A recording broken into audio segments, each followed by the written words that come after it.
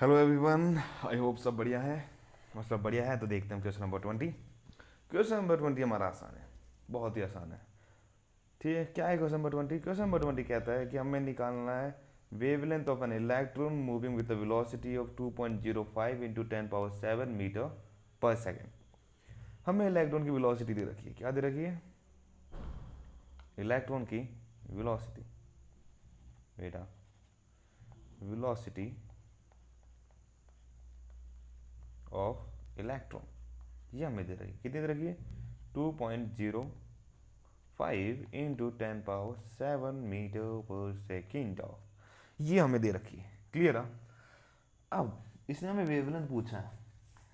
जिस किसी के दिमाग में अगर ये आ रहा है कि हम फॉर्मूला यूज़ करेंगे वेलोसिटी का जो कि बोर्स ने दिया था, तो गधो वो नहीं करेंगे हम यूज़। वो यूज़ हम नहीं करेंगे। जिस जिसके दिमाग में आया कि बोर ने भी एक हमारा क्या दिया था, वेलोसिटी का एक्सप्रेशन दिया था, कुछ something like 2.18 into 10⁻8 something, right, into Z/n² something like this दिया था उसने। ठीक है, जो कि नहीं होगा इसमें यूज़, पहली बता रहा हूँ। ठीक है, क्यों नहीं होगा? जिसके दिमाग में अगर आया, मैं बता देता हूँ। बोर जो था उसने क्या बोला था, उसकी जितनी भी रिसर्च हुई थी वो केवल हाइड्रोजन पे हुई थी, या फिर हाइड्रोजन लाइक स्पीसीज, या हाइड्रोजन लाइक स्पीसीज। ध्यान रखना, क्योंकि जब भी आपके क्वेश्चन में हाइड्रोजन की बात होगी या फिर बात होगी किसकी, हाइड्रोजन लाइक स्पीसीज की, तब भी वो वाले सारे फॉर्म में लगाना। ठीक है, अगर यहाँ पे क्या लिखा है, यहाँ पे सिंपली इलेक्ट्रॉन लिखा है, ओनली इलेक्ट्रॉन लिखा है। यहाँ पे नहीं बोला कि हाइड्रोजन का है या हाइड्रोजन लाइक स्पीसीज का इलेक्ट्रॉन है। बिल्कुल मत दिमाग लगाना वो वाला, गधो वाला। थोड़ा समझदार वाला दिमाग लगाना है। तो अगर आपने एक पढ़ियो de Broglie hypothesis.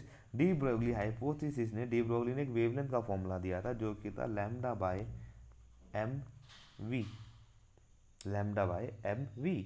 De Broglie hypothesis ने क्या कहा था? डी ब्रोगली हाइपोथेसिस ने कहा था कि मैटर जो होता है इसके भी दो नेचर होते हैं, डुअल नेचर होता है। एक होता है वेव, एक होता है पार्टिकल।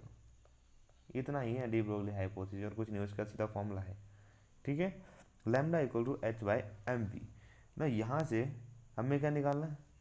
वेवलेंथ निकालना है। तो सिंपल हम डायरेक्ट यूज़ कर सकते हैं। Lambda will be equal to H, same Planck's constant, 6.626 into 10⁻−34 divide by mass of electron. ये चीज़ जिन जिन गधों को नहीं पता है वो गधे ही हो गए। तुम, मैं मजाक में नहीं कर रहा, तुम वही गधे जिन जिनको इलेक्ट्रॉन का मास अभी तक पता नहीं है।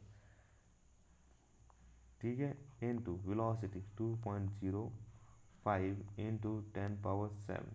एक चीज़ ध्यान रखना है इसमें, ये जो क्वेश्चन होते हैं डी ब्रोगली का नाम क्या है, ऐसा है इसका ना। डी ब्रोगली से रिलेटेड जितने भी क्वेश्चन आएंगे उसमें एक चीज़ की मिस्टेक बहुत होगी, वो है यूनिट। जो है यूनिट, ध्यान रखना। जब भी आप में मीटर पर सेकेंड हो तो यहाँ पे आप एच की वैल्यू लोगे वो जूल सेकेंड वाली लेना हमेशा, ध्यान रखना। और यहाँ पे जो मास लोगे वो केजी में लेना, अगर वेलोसिटी आपकी मीटर पर सेकंड में है तो। अगर ये सेंटीमीटर पर सेकंड में है, अगर आपकी वेलोसिटी सेंटीमीटर पर सेकंड में है, तो यहाँ पे जो मास लोगे वो ग्राम में लेना। ठीक है, और यहाँ पे यूनिट लोगे अर्ग सेकंड में लेना। ये चीज़ ध्यान रखना, यहाँ बहुत गलतियाँ होंगी, यूनिट की बहुत होगी, इसमें बता रहा हूँ आपको। ठीक है ना, अब इसे अगेन कैलकुलेट करो, सिंपल कैलकुलेशन ना।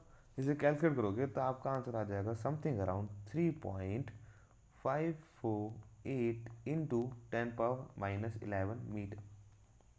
ठीक है, समथिंग अराउंड इसके आ जाएगा। सेम थिंग, इसको आप एंगस्ट्रॉम में कन्वर्ट कर सकते हो। कैसे करोगे? Wavelength will be equals to 35, not 35 रहा, 0.3598 इंटू 10⁻10 मीटर। ये क्या हो जाएगा? 0.359 एंगस्ट्रॉम।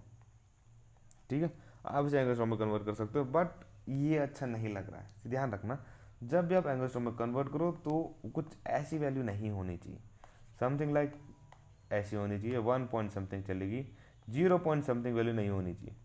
ठीक है, उसके लिए आप बेटर हो कि फिर आप उसे ऐसे ही लिखो जैसे नॉर्मली लिखते हैं, इस तरीके से, इस तरीके से ही लिखो, कोई दिक्कत नहीं। ठीक है, तो वेवलेंथ कितनी आ गई? 3.598। ये वेवलेंथ किसकी है? उस इलेक्ट्रॉन की। किस इलेक्ट्रॉन की? जो कि मूव कर रहा बहुत तेज। किस स्पीड से कर रहा हूँ तेज?